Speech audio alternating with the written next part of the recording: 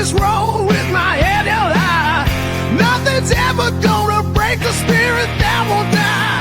And through the dust and pain, I find a way to shine.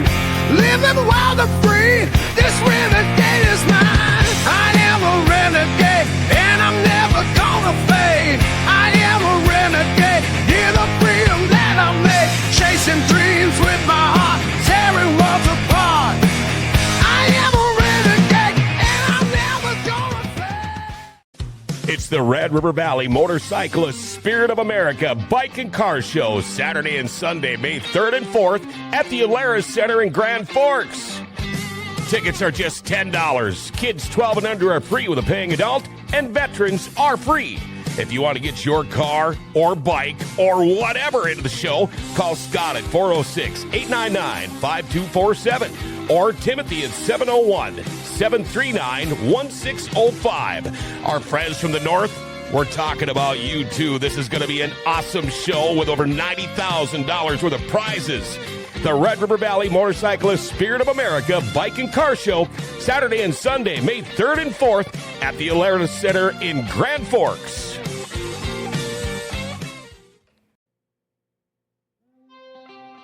Winter in the Northland means no golf, right? Wrong. Looking to get in a round of golf in a climate-controlled winter oasis? Want to just whack some balls at the virtual driving range and work on your swing? Check out Albatross Indoor Golf Club in Grand Forks with more than 90 courses, range venues, and games including Pebble Beach, St. Andrews, TPC Sawgrass, and more. All on an incredibly accurate optical-based simulators from driving to putting. Play straight up. Team up for a scramble, play tournaments, or join the two-person Scramble League. It's fun for everyone, and all ages are welcome, too. Call or text 701-757-3220 to set up a tee time.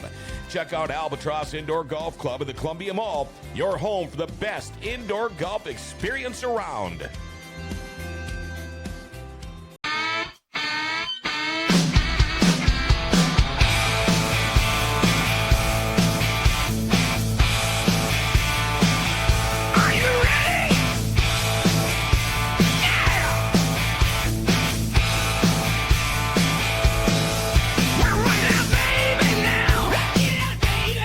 Shout it loud.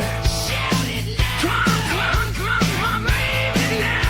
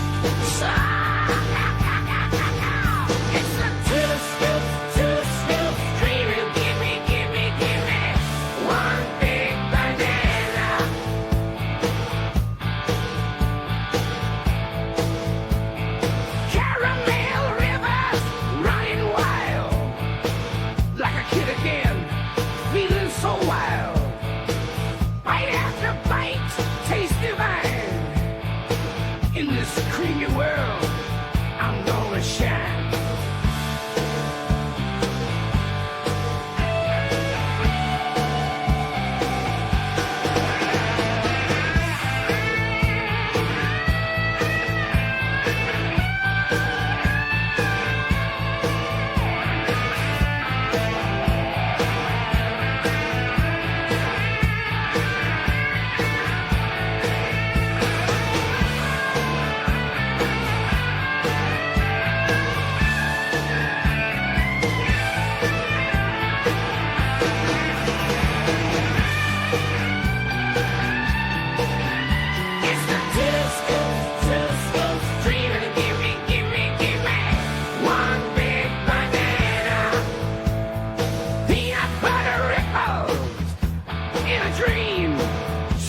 Joy wrapped in this ice cream, every flavor twist, can't get enough.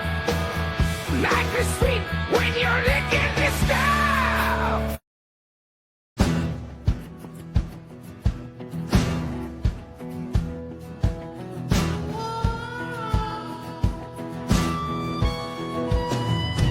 Been heard the legend rides forever on iron horses, the winds of time.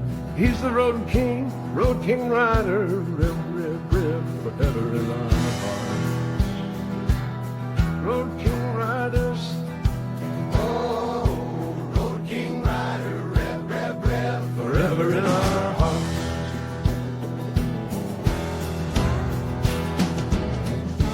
From sunrise to twilight's whisper, he battled hard, the true road twister. In leather and steel he faced the storm. Leather and steel he faced the storm. A brotherhood bound where legends are born. The road king rider, rev, rev, rev, forever in our hearts.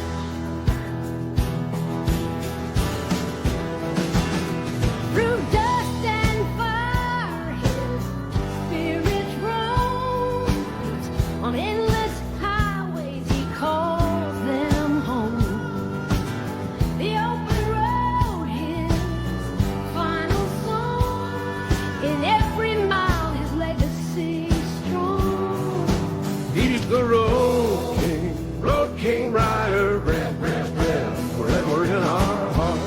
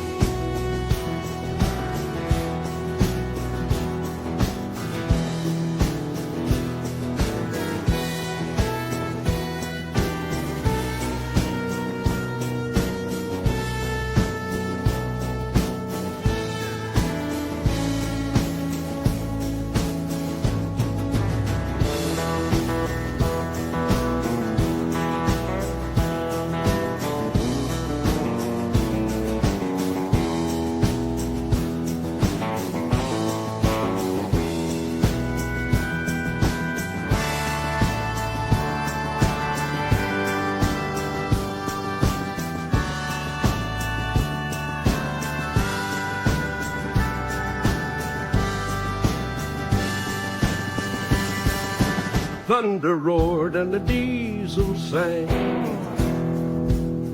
In the tales of men his name will clang.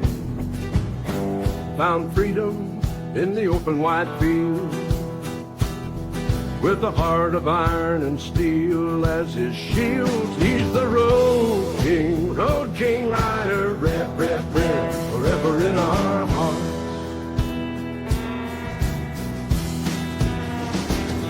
His journeys echo across the stars, a wanderlust soul and a life of scars. In the revving thrones, through the setting sun, has just begun. He's the road king rider, rev, rev, rev, Forever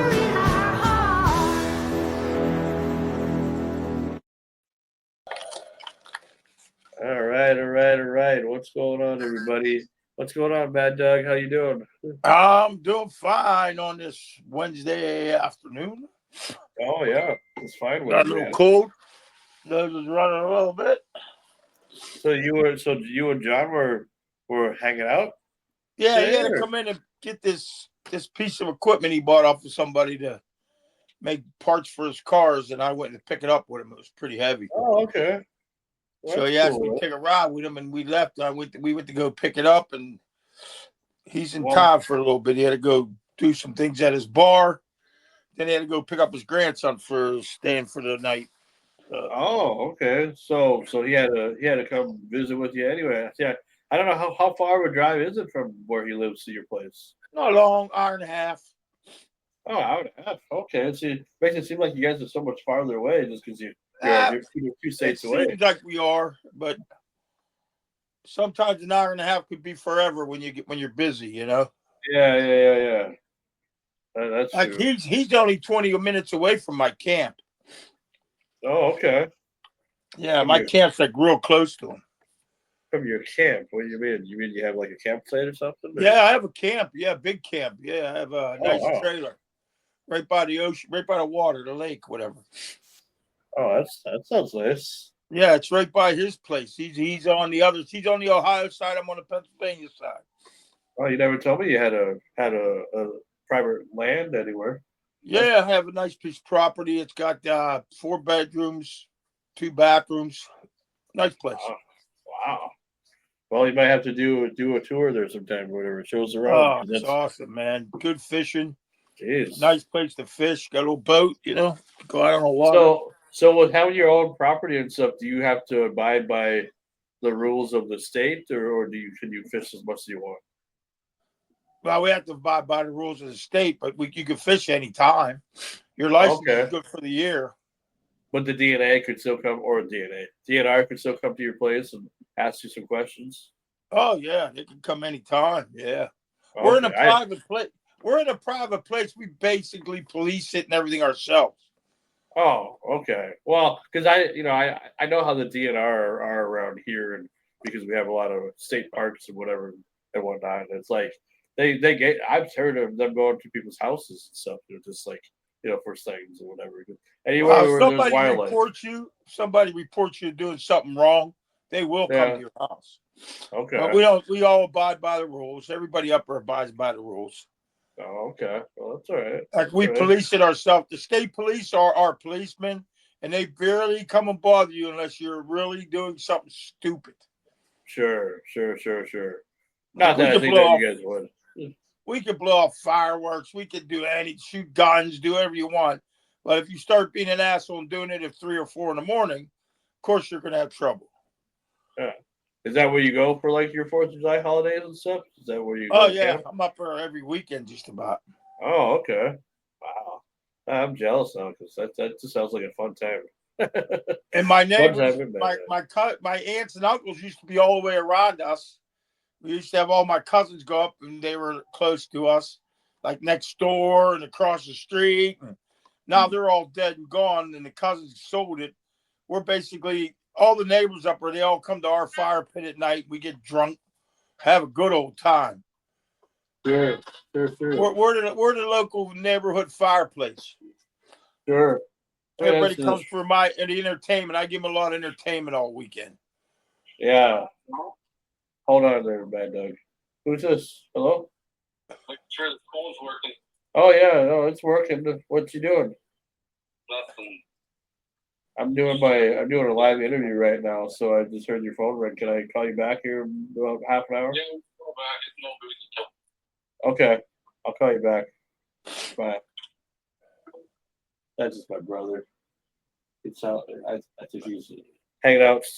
His son went to Vegas for a field trip today, so he's probably they're going to a museum, and I was just like, "Oh, that's kind of exciting." He'll definitely remember that, because he's like 9 years old, and they transferred his kids to Vegas for a couple months because for some reason the education system here in Minnesota is like if your kid has gone more than 2 weeks, and unless you're a popular person in town or whatever, then they'll work with you. But if you're not amounting to anything, if you're not like a liability to them like in sports or whatever, then they tell you have to go to a different school if you're going somewhere on vacation somewhere.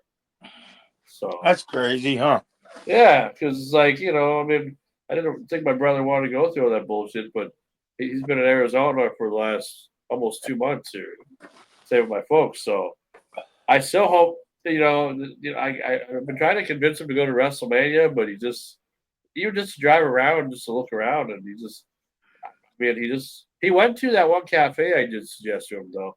There's a cafe over there by the university on the strip. It's called Back to the '80s Cafe, and it's like a '80s themed restaurant that he went to, which I was happy about. I'm glad he did that.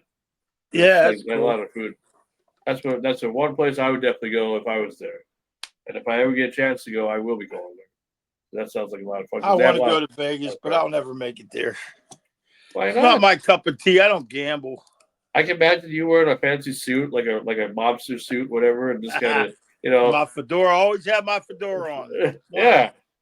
You can do that, and then everybody would think that you're some rich guy. Rent a limo for the night, and put on some strong cologne, and Yeah, hey, I'm not a gambler, so I don't really. you don't have to. You don't have to gamble. You're the mob boss. You have other people gambling for you. See, Yeah, I see that. Yeah, right. You have your own. Somebody else you have your spending own- my money, huh? Yeah, well, but you're watching them from afar. Like you have your eyes on them all the time.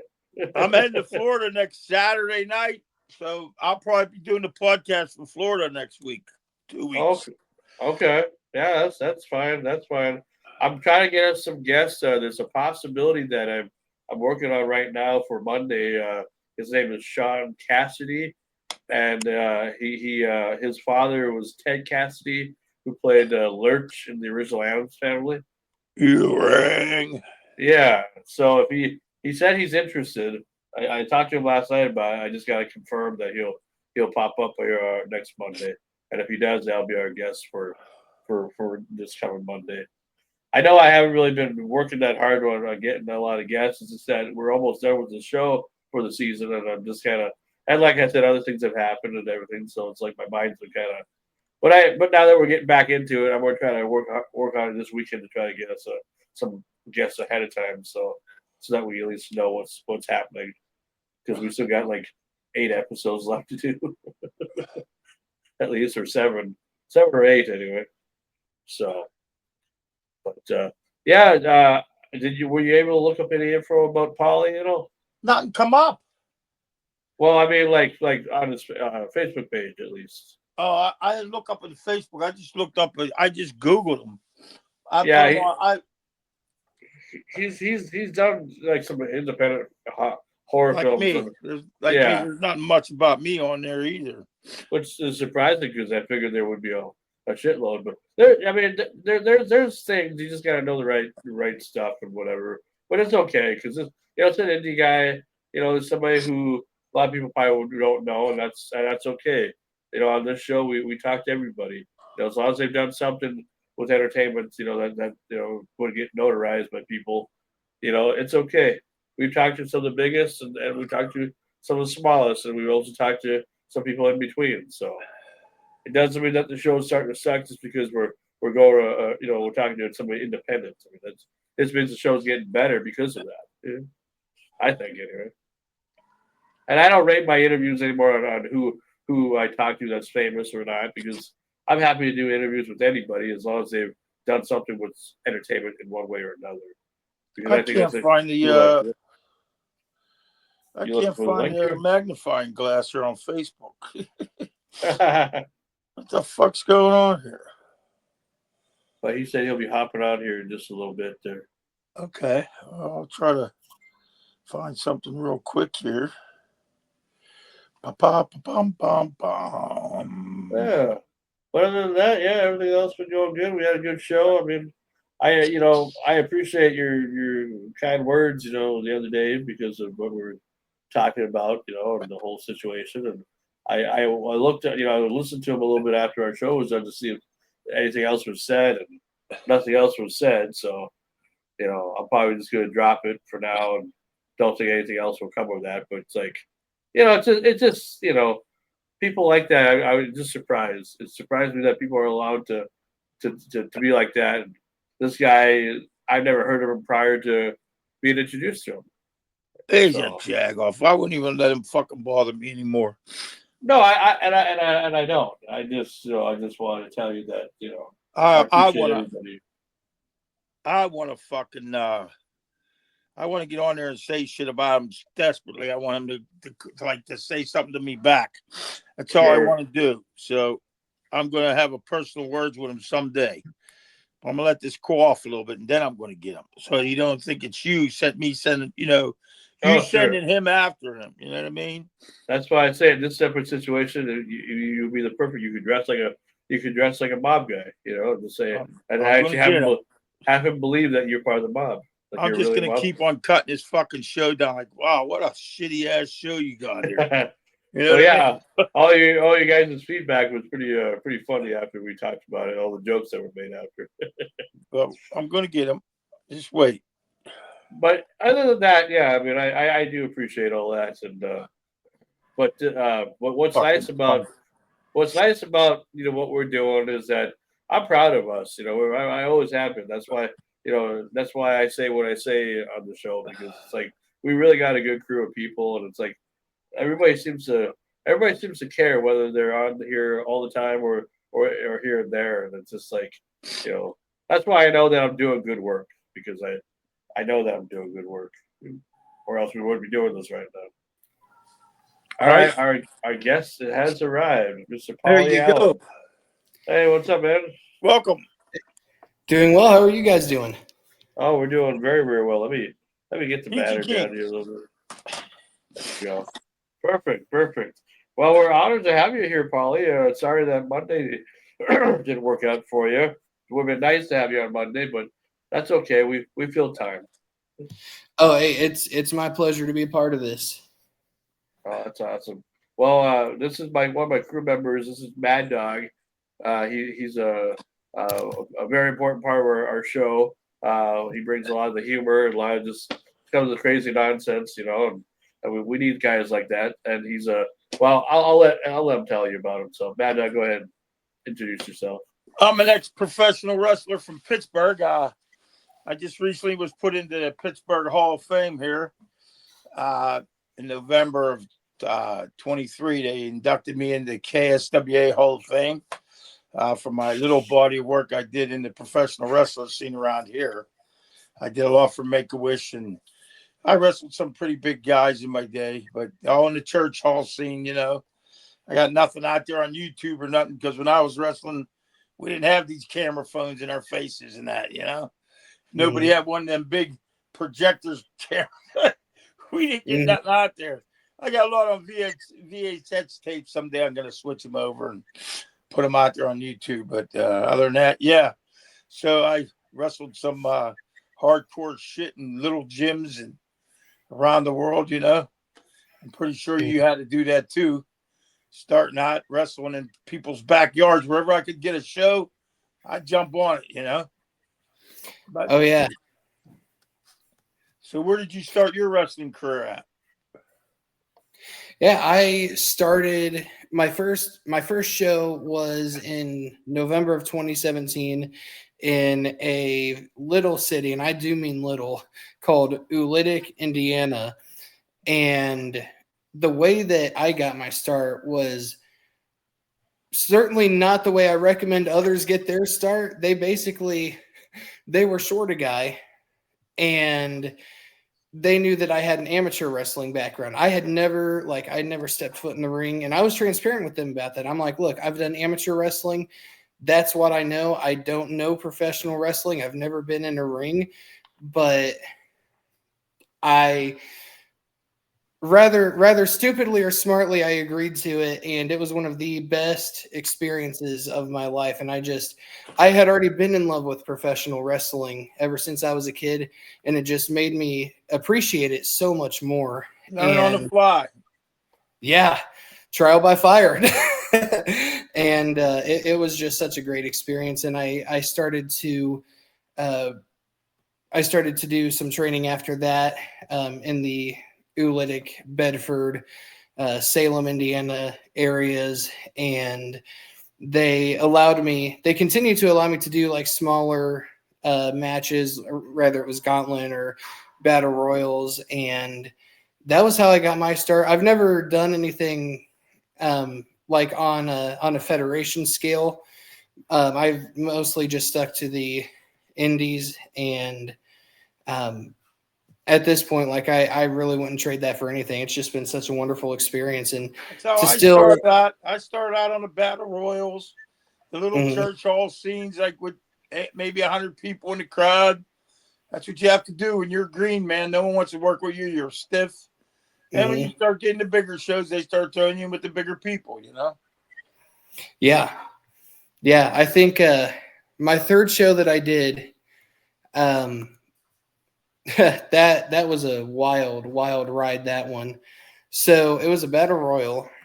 There was probably, I'd say, 10, 15 people in the crowd. And there was somebody, I was in the match. There was somebody who wasn't. They were just like a manager. And they had less training than me, which was kind of scary in hindsight. But it came time, that I was going over, and he like pulled me down in such a way that I actually landed on my head and neck on the outside and got a horrendous concussion. So bad that I lost months worth of memory. I don't remember that day hardly at all. Wow. So That's an ender. That's a career ender. It is, and that's what I was told too. Like I didn't, from that point, which that was in, I believe, May of 2018.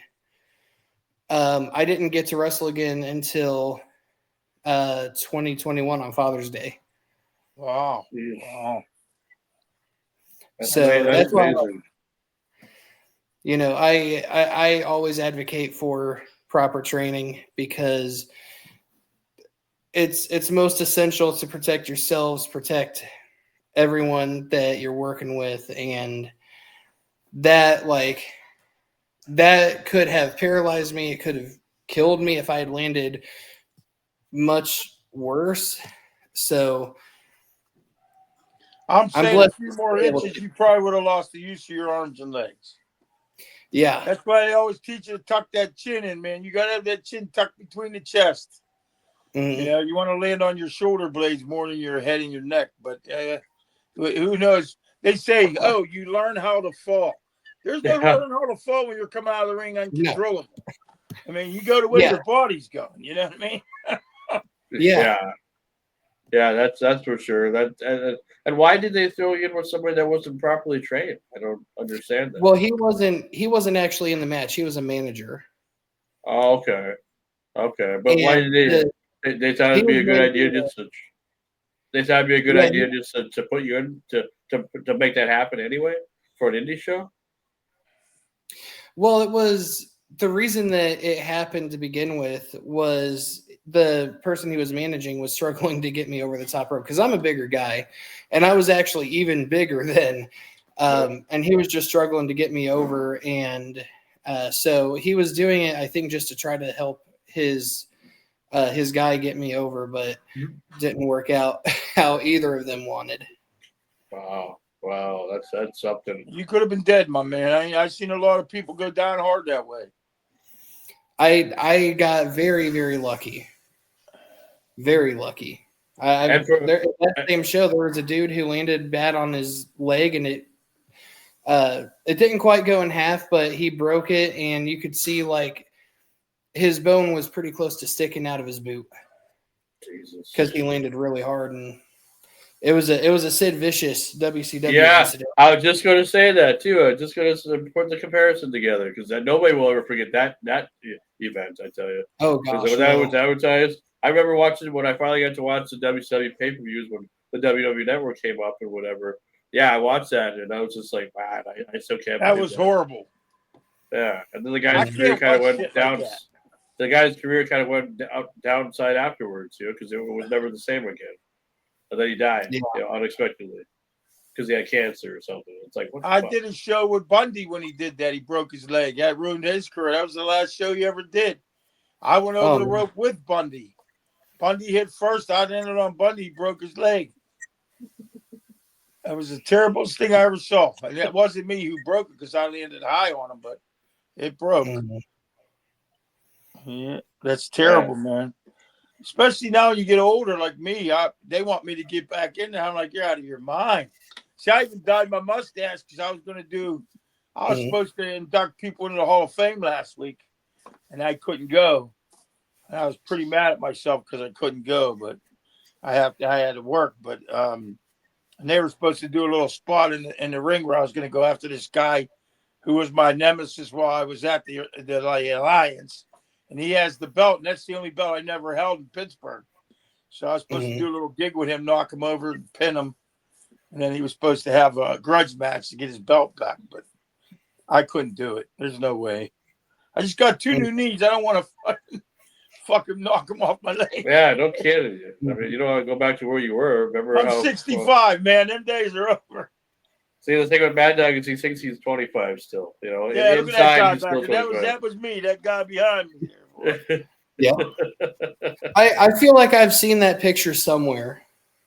Yeah, it's been around. Well, he kind of looked like Rick Steiner. Kind of, he had that. He could have been a doppelganger to Rick Steiner. Yeah, I was in Like back in the FMW. day. I was in Steel City Wrestling. I did a brief stint in ECW before it was on TV. But nothing. None of my. Before Sean was looking me up one day, I got nothing on TV because unless the guys that I wrestled with were filming it, I never could film it. I was always by myself on the road, and we didn't have, like you said, there was no camera phones then. Whatever I have out there is whoever I wrestled were filming it, then we got it. But I never put nothing on YouTube. But like I said, if I start getting these VHS tapes switched over, then I'm gonna start putting them on YouTube. Yeah, there has to be somebody. There has to be somebody that can digitize them for you. Somebody Yeah, there is a guy here, but I'm just too lazy to do it. I feel like that's kind of and I'm very much so in the minority of my generation to say this, but I feel like that's kind of a lost art, not even just of wrestling, but of even concerts where everybody nowadays goes and they film most of the show or most of whichever band they're there to see, whichever match. They don't enjoy it. They're not in the moment properly. And it's like, put your phones down. Like, it's so much more enjoyable, to me at least, to actually, like, you know, for example, I was at the Royal Rumble in Indianapolis this year, and that's always been my favorite WWE match, was the Royal Rumble. So to see that in person, like, I took a couple of pictures, but like that was pretty much it. You know, I wanted to actually watch it because that was the first time and possibly the last time. We don't know when or if they're going to do the Rumble in Indy again. You know, I wanted to be in the moment, and I think that is a lot of art today. I thought they were doing some type of promotion now where they're going to do like 3 different events, 3 big events at in Indiana. I remember seeing a promotion for it, like Royal Rumble, possible SummerSlam, and then something else. But I don't know if it's like about WrestleMania for 20, I believe. Okay. Well, and that'd be a good place for it. Like as well. Yeah, because this year New Jersey has it. Next year, Minneapolis will have it. I do plan on going next year because I am not missing out. You know, we got fucked over this year for WrestleMania. WrestleMania was supposed to be in Minneapolis. That's why they didn't do their traditional. Oh, next year WrestleMania will be here, whatever, blah blah blah. Because they were still trying to debate. Because I heard nothing but good things that Minneapolis is going to get it, and also it went to Vegas. So it's like summer. So now they gave us SummerSlam, and next year is supposed to be 2 nights. So I'm going to go, and I don't care. I'll find a way down there. I'll make it work. It's going to happen. Yeah, I feel the same way about WrestleMania because the last time WrestleMania was in Indianapolis, and the only time so far was, I believe, WrestleMania 8. Yep. And that was before my time. So I could go to. And I'm not saying that Vegas doesn't deserve WrestleMania, but it's like they just got done having money in the bank over there. They had a couple other events over there. You know, it's like, how much do we need to throw this down our throat? I know it's WrestleMania, but it's like they got it. My biggest pet peeve with that is they need to start bringing it to people. North Dakota could have a WrestleMania. South Dakota could have a WrestleMania.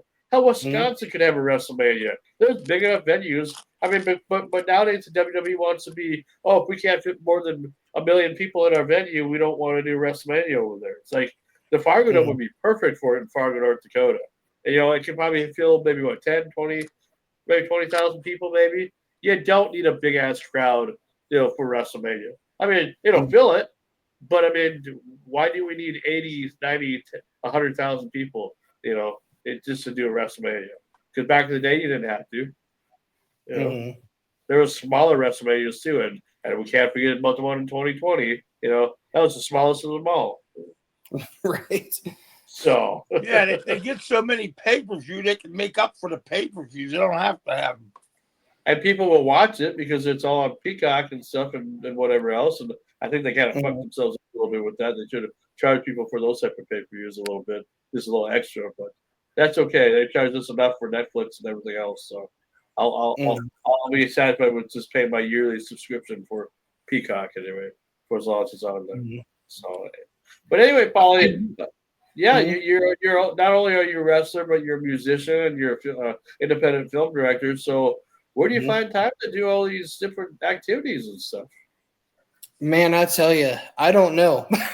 I feel like there's like a mystical time out there that I've somehow found because, I do a lot. I do wrestle. I mean, granted, I don't wrestle nearly as much now as I did whenever I first got in. But music, writing, filmmaking, those things are all very time-consuming activities. And I guess, fortunately, I have a job that has a good schedule for me where I'm blessed to have days off. So I try to focus most of my work on the days that I am not at my shoot job. Sure. But even still, like right now, I've been working on a new album, meanwhile working on 2 different movies that I've written, plus being hired onto other movies. One we're getting ready to start that I got hired to direct is Swipe Right, which we're filming, starting that at the end of this month. I've been very blessed to have a job that has that kind of schedule, I guess is the short answer to that. Okay. No, that's awesome. That is awesome because it's like, I always wonder, what Mad Dog in his story. It's like he said every weekend, just about, throughout his life that he went to wrestling events. It's like, well, how do you find time for yourself? How do you find just a little free time? Everybody deserves. You got to take a break from doing things sometimes too. You can't just. Yeah. I mean, I get it. People like to work all the time. People like to do stuff, but it's like you got to have a little time for yourself to break. And I understand, maybe for Mad Dog's sake, because going on the road now is his way away from people. But it's like, everybody has their own way of doing it. But how do you? For you, like Paul, like what is it that of all the 3 things that you are known for, what is the thing you like the most? Oh man, that's a question that I don't think I've been asked yet, and it's one I've been eager to talk about because I could, depending on the day, I could tell you either wrestling, I could tell you music, and I could tell you film. I think overall, I have really enjoyed breaking into film, and I've been very fortunate to have some success with film, winning awards, but most importantly, getting stories out that I'm passionate about. And I feel like that overall, that's the most fulfilling for me as of now. But if you would ask me 3-4 years ago, it would have been music. You would ask me a year ago, it would have been wrestling. I feel like that all 3 kind of go hand in hand for me. And I utilize all 3 at once, sometimes even, which I'm kind of doing this year since I'm kind of getting back into wrestling again. I've found ways to kind of combine the 3 into one, if that makes sense. Oh, that does because. Go ahead there. No, I'm sorry. Go ahead, Sean. I didn't mean to. Well, yeah. I mean, I'd love to see like a heavy metal, wrestling, music video type of thing, or movie, or independent movie. Because who knows? That idea probably hasn't happened yet. You know, What Put kind all of three- movies do put you all three make? Like together. horror movies or? I've done a lot of horror work. My first movie that came out back in 2023 is called The First Harvest. And it's about a serial killer played by me, of course, and super, super fun little film. I call it horror, but I feel like I feel like it transcends that a little bit. I don't think it's a diehard horror film. I think it's one of those that even people who aren't as into horror or people who just straight out hate horror, I feel like there's elements that people may enjoy in it. As far as like more horror that I've done, we're actually shooting one tomorrow and Friday called Goetia, which is going to be genuinely scary. I've done some others as well. A Life Taken, which was kind of shot concurrently with The First Harvest. I did the Manic trilogy as well. All of these are out there except for The First Harvest on YouTube for people Oh, to so you check can out. watch them on YouTube. Have any of them made it to the theaters or anything, or no? We have had some screenings for The First Harvest, and not like a proper theatrical run necessarily, but it has been seen in theaters. And then we've also had like festival screenings for The First Harvest, some of my short films. But I've also done a lot of work in drama, specifically with my recovery series, which is much of it is really based in personal real life experience for me because full disclosure for everybody out there, I used to have a drinking issue. And so I'm a little over a year sober now. And the recovery series is really about perseverance and, pushing through that temptation. Did you have the drinking problem after you hurt your neck? Or? Yeah, it was definitely after that. I don't know if I would say that it was connected to that, but I would say that, the reasons that I started drinking was because of pain. Both physical, even emotional. There was some stuff that I hadn't yet really healed from. And that is absolutely why I got into it. And whenever you find something that takes that pain away, even for just a little bit, man, it's hard to quit. And Mine was pills. I had to quit for do what? I'm sorry. Mine was pills. I was taking the pain pills by the dozen, But that's the life of a wrestler. Sometimes you wait in line for them in the locker room, Mm-hmm. Yeah, I never really delved into pills as much. There was a time where I kind of started to, and I realized that it was happening, and I stopped myself before I got started with it, before I really got started, because I've seen countless stories about people I've idolized and people I've known personally who have gotten hooked, and they took it a little too far. I've had friends who overdosed and they couldn't bring them back. And I didn't want that to be my life. Rather, it was pills, alcohol, anything else, and that's a large part of why I did the recovery series, is because I want to offer something for people who struggle to cling to. And, I found that to be quite empowering, not even just hearing other people's stories. Whenever we put out the recovery, there were people that would message me and would message some of the people involved in the project, that it had inspired them to get sober. And, so there's that aspect of it that is kind of liberating, but then it's also kind of freeing for me too. Like, this is where I was and how far I've come since then. Oh, that's good. And I know we were talking on the phone with Steve about the incident, about the bullying incident, and I want to get your take on that as well, because if you would have been on our episode this past Monday, we kind of went into that a little bit. And what's your takes on bullying, especially the differences between being bullied as a kid and being bullied as an adult? Because there's two differences. Mhm. Oh yeah, no, man, you've opened up a can of worms with this one. Oh, I want to hear what you have to say. That's why I was looking forward to Monday.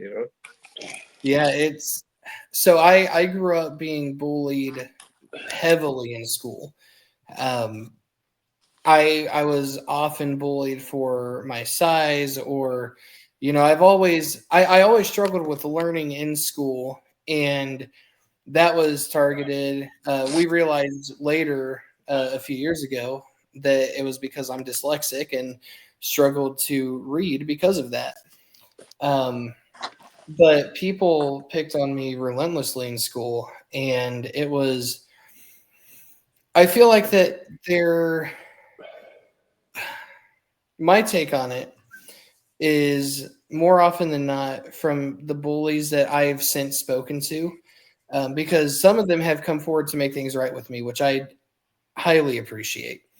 Yeah, me too. It was It's weird.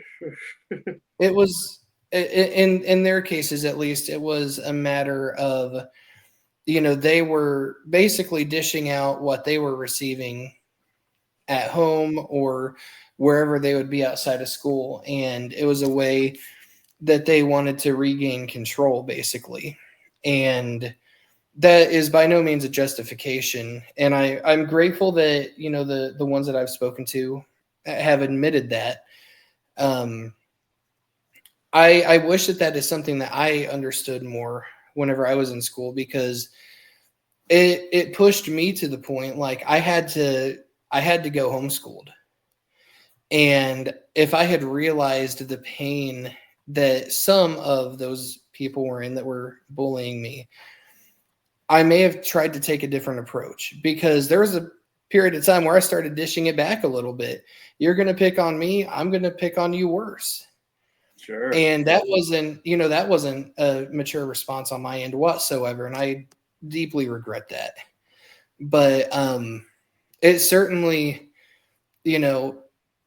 I had a hope that it would kind of go away after I became homeschooled, and for a period of time it did, because I didn't really associate with anyone after. But then I started getting into music, and I started kind of getting around people again, and sure enough, people don't stop being assholes.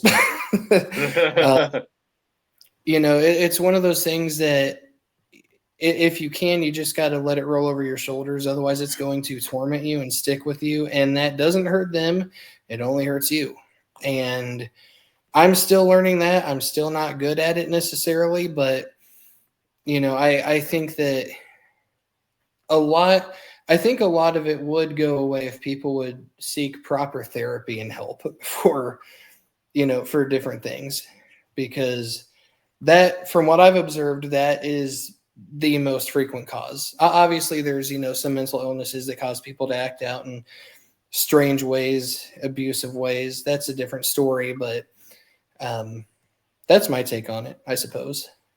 Well, Yeah, my take was I'd kick their ass, and that was the end of it. I mean, I have scars on my knuckles for a reason, so I agree with you. Well, my take is the fact that ever since doing this podcast and more people knowing more about what I do, because I grew up in an area not too far from where I am currently, where if you're not about to do anything, if you're not doing anything or whatever with your life, even in school, if you don't come from a popular family with a popular last name, that you have no chance of ever amounting to anything. And I was also special ed and stuff. I was never homeschooled, but I was special ed throughout my whole school life. And it was weird because, they said that because I was born with a cleft palate. Okay. Mhm. So that made me, I guess, more stupider, maybe, or whatever. But I was a kid at the time, so I didn't know what was going on. I had to just go do whatever I was told. I was dyslexic. Well, but I'm saying, like, dealing with all that, and then dealing with people who were popular that were acting like, oh, you'll never be on my level. It's like, okay. At the time, I didn't understand what they meant, Now it's like people are wishing they're on my level. You know, it's funny that people are now recognizing me and acknowledging me like I'm Roman Reigns or something by doing this freaking podcast, or just because of they know that I'm a broadcaster at heart, and all of a sudden they're coming up and shaking my hand and saying how proud they are of me. But why weren't you proud of me back in the day? Why does it take all this time and all this effort to try to get somebody to shake my hand to be proud of me all of a sudden? You know. When I But went to school, they didn't know what dyslexia was. They just said I couldn't read. I was dumb. They threw me in the back of the class. They didn't give me no tutoring or nothing. I had to learn that when I got out of high school. I had to learn how to read all over again. My brain gets so tired sometimes when I read, it goes back to the end of the page again. I read from the bottom up. Most people read from the top to the bottom. Now I'm learning how to do that, but when I get tired and if I'm reading too much, my brain flips over again. And I got to keep telling my brain to turn around and read the right way. It's terrible. It's hard. And I'm not dumb. I'm very smart, but my brain tells me. So why we bring this up is because we had a subject here of some people that were, well, the reason why I got upset about it was basically because they made fun of my disability. If they wouldn't have done that, I wouldn't have cared. They could say whatever they want to me. Another podcast, believe it or not. Another podcast had the nerve to talk about our leader. We don't do that shit in this world, buddy. I'm not the leader, but Mad Dog's going wild. He has my name too, and that ain't happening. There ain't no two Mad Dogs in this country, baby. So we talked about that over the phone, Paul, you and I, when we talked to Steve and everything. And I mean, what do you say to something like that when some guy that's just he felt like he needed me. He didn't say it was a favor or anything like that, but he acted like he needed me, like I couldn't do anything without him, And it's like, well, you're the one who needed me. I didn't need you. You asked me to be part of your show, and I said, well, you could, because we were going to have him be the guest this past Monday originally. That was the whole idea. Right. And then, but he wanted me to be part of his show. But then he wanted me to continue to show up, do it for free, be a host of a wrestling show that I could have done, but I now I had I got a relationship and everything, and I'd make time for it still. But the fact that he wasn't able to, I don't know, I think he just put me out there to set me up, just to see what he could make fun of me of, and then he found ammo right away, and all the shit that he said about emails and all that stuff and people's comments, I doubt. This guy says he has 16.4 million viewers, and yet he has 4 people watching the show every week. He barely gets 200 views on Facebook, when he goes live. He's trying to what he's trying to do is run our podcast out of business because we're on the same time he is. And it ain't going to happen. Yeah, I wouldn't let it. We were going to share the same server and everything on StreamYard because it's the kind of spending. It's $45 a month. I pay for it. I don't ask anybody else to help. Although maybe I should now, because we got a crew of people. But since I am the host, I kind of feel it's my responsibility to take care of those needs. I already asked all these guys to come on the show for nothing, and they dedicate their time. So anyway, so what do you think about something like that? I mean, just to get your opinion, since we're going to ask you anyway on Monday. Mm-hmm. I feel like that people. It kind of goes back to what I was saying about like them wanting to have a certain control. And, in this case, it sounds like the issue is, filming at the same time slot. And I mean, there's probably hundreds, thousands of other podcasts that are filming right now. I feel like that people make wars out of things that don't need to be wars, that don't even need to be battles. And it boils down to people being miserable for whatever reason that may be. Anything else beyond that may have happened, I don't know, but I will say that I am sorry that somebody went after you for, a disability. That is insanely, pardon my French, shitty, Yeah, because it hasn't happened in a very long time. I mean, a very long time. Yeah. Every time I do something, every time I produce something or put something together, it's always positive feedback. I really have never had anybody really tell me that I suck, ever. Yeah. They like what I do. Everybody. It's bullshit. So, it is. Yeah. So that's why I thought it was weird that he would talk that way. And then you don't have enough balls to come on and talk to us. That's the problem. His assistants, was her husband passed away just recently, and that was going to. I think he was trying to use me as a replacement, but she didn't like that. She didn't want to grieve and take time off or whatever. So she got back on right away, and that's when things started to hit the shitty fan. But I didn't see this at the time. What did it was we our stuff airs on another server as well. That gives us more viewership and everything. It's called Grand Forks Best Source. That's why we have the logo out of the corner there. And it's one of my crew members owns that server or owns that whole podcast thing. And so what happens is that I send him a show, an episode to air every weekend because it airs Saturday at 7. And so I shared an interview this week that week, and it was with Andy, John Morris, the guy who played Andy from Toy Story, the voice anyway. And I thought that was kind of a big deal because I'm proud of that interview. That's a cool interview. I shared it with him to watch, and he said the only thing he liked about it was the ads. And he said, "Oh, I could get Tom Hanks. I could do way better. You should be ashamed of yourself." That's what he told me. And then he goes on, on his episodes they're talking about. Well, he didn't say me specifically, but I knew who he was talking about. So I don't know. But I never normally. I'm not used to hearing negative feedback from anybody. That's just a weird side. I figure I would, but I haven't. So it's weird.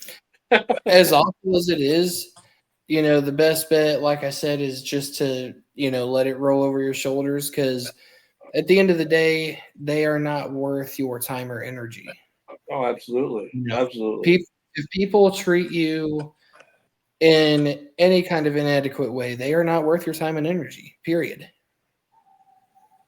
Definitely starting to realize that more as I get older and stuff because, I'm trying to give less craps about things. Although, I mean, I'm still always going to be a good person. I'm not like we call ourselves Renegade Radio, but we're not, we're renegades, but we're not people that want to be wanted by the law or anything like that. I try to, I use that name as a tribute to somebody, as a former friend that I used to broadcast with. But anyway, I mean, it's just, the thing about it's like, I want to be a good person about things. It's just that I'm glad that in a way that I don't have to deal with people like this all the time because it's like, I always thought growing up, it's like life was harder many years ago because people would make fun of your disability and they would say, and these are church going people. These are people that are like, believe in the Bible and everything and everything that they're told and follow all the rules supposedly. And, but yet it's okay to put somebody down because that's what the Lord would do. Right. Yeah. I highly doubt that, so I have a lot of thoughts that I could say on that. I don't know how much that I can say because I don't want to turn the conversation sideways, but I've definitely experienced that firsthand. I grew up in church and that is a very large part of why I don't go now. And I hate that for me. I hate that for people like me who grew up with it and kind of felt like they got backstabbed by it. I think that it's horrendous is what I'll leave it at. Well, I was raised Catholic and, I don't mind being Catholic, but most of these Catholics around here absolutely don't know what the fuck they're doing because they're just, they think they're better than everybody just because they love Jesus and they love God and just and because they go to church all the time. If you miss church, oh my God, you're going to hell. That turn the other cheek bullshit, huh? Yeah, I used to punch that other cheek. I don't let nobody turn. There's no one making fun of nobody. Yeah. Well, anyway, Paulie, I appreciate having you on. I this was a fun little interview to get you some notoriety, and hopefully, Mad Dog. I hope you enjoyed having Paul on too, and sure Paul enjoyed having. Yeah, I'm gonna have to look you up on Facebook. You look me up on Facebook. We'll be friends on Facebook. Absolutely. Some of your matches, you can look up on some of my photos on my Facebook page. See the Bushwhackers behind me. I did a show with them. A long time ago. How can people get a hold of you? Is Facebook the only way, or do you have other ways of websites or whatever to? Yeah, people can try to reach me on Facebook, but I have it set to where only certain people can message me. So if you are one of the people that are filtered out, you can send me a friend request, and after that, we'd be able to message. or email is probably the best way, paulallenfilms@gmail.com. I'm on Instagram, Paul Allen Actor, same with TikTok. I don't really do much on TikTok other than scroll every once in a while, but I am trying to get a little bit of a presence on there. Those are my primary Facebook. Facebook is Paulie Allen, which is what my display name is here. Like I said, Instagram and TikTok, Paul Allen Actor. And I post all of my film work, music, wrestling. For the wrestling match that I just did a couple months ago, full disclosure, I get my ass kicked most of it, but it was a super fun little match. It's on my Facebook in the live video section. Just as a heads up for you, Mad Dog. And yeah, that's where I can be found. Okay, man. I'll be looking you up and I'll be hitting your friend request. Just look for Anthony Lutz, or that's what I'm under, Anthony Lutz or Mad Dog. I have 2 Facebook pages, so And brother, Mad Dog the wrestler or Anthony Lutz. So and if you ever decide that you have a Monday free where you want to be an honorary member of our crew for a show or an episode, just let me know.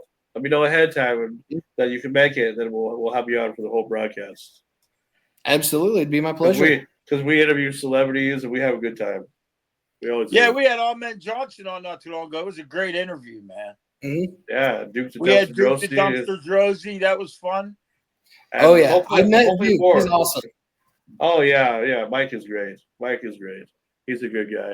All right, well, we appreciate you, and we will see you again for another great edition of these exclusive interviews on Renegade Radio. Frank Slauson along with Mad Dog. Thanks, Paulie, and we'll see you next time. All right, Paulie. See you, buddy. Stay cool, brother.